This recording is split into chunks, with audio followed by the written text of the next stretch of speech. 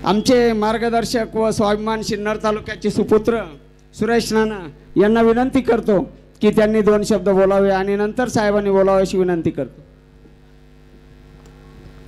भारत माता की जय हरी। परम पूजनीय रामगिरीजी महाराज व महाराष्ट्राचे तडफदार मुख्यमंत्री एकनाथराव शिंदेजी। तसं तर महाराजजी मी देशभरात फिरतो, मला लोक विचारतात की तुमचे मुख्यमंत्री कसे, तर मी त्यांना सांगितलं का मी दुसऱ्यांनी सांगितलेलं ऐकून कधी काही सांगत नाही, मी माझा अनुभव सांगतो।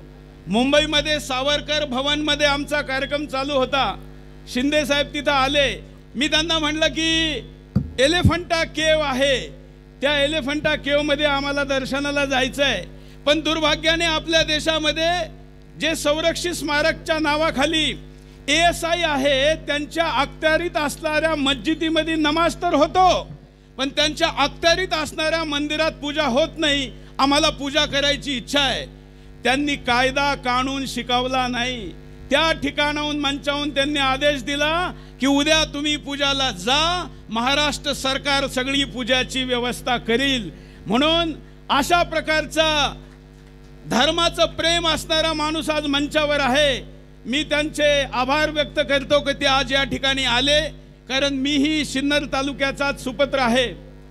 एक अजून मला विशेष करून सांगावंसं वाटतं, जो माझा विषय आहे, आणि आज मी तुमच्या समोर उभा आहे त्यावेळी शिंदे साहेब महाराष्ट्रामध्ये अनेक ठिकाणी लोकांनी या वेळेला जाळपोळ चालू केलेली आहे।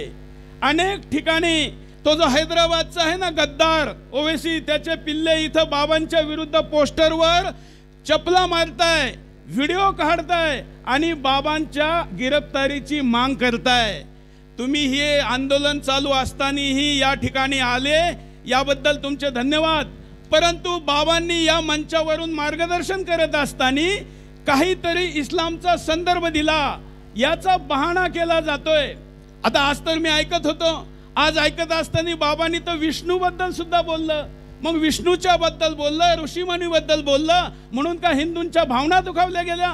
म्हणून जर मुसलमान या वेळेला राज्यभरामध्ये बाबांच्या गिरफ्तारीचे आंदोलन चालवून वातावरण खराब करीत असतील, तर मी त्यांना सांगू इच्छितो की तुम्ही चुकीच्या संताबरोबर पंगा घेतलेला आहे। कारण हे धर्माचं व्यासपीठ आहे, इथून आम्हाला कोणाला काही म्हणायचं नाहीये, पण जर तुम्ही म्हणाल तर तुमची ताकद काय?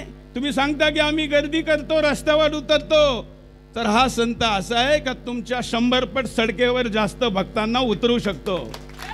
आणि म्हणून या पंगा घेण्याच्या भानगडीत पडू नये, या वादाला पुढे नेऊ नये, आणि नेणार असेल तर आम्ही तयार आहोत। त्याचप्रमाणे मुख्यमंत्रीजी, आता या ठिकाणी जेवढ्या मागण्या तुम्हाला मागितल्या गेल्या तुम्ही त्या सगळ्या मान्यच केल्या, परंतु जसं शिवाजी महाराजांनी पालखी ज्या रस्त्याने जाते त्या ठिकाणी रात्री थांबणाऱ्या स्थळाला त्यावेळी सुरक्षित जमीन दिलेली आहे, असं मला वाटतं का बाबांचाही सप्ताह ज्या ठिकाणी होईल त्या ठिकाणी अशा काही सुविधा राज्य सरकारने द्यावा, याबद्दलची प्रार्थना करतो। नमस्ते।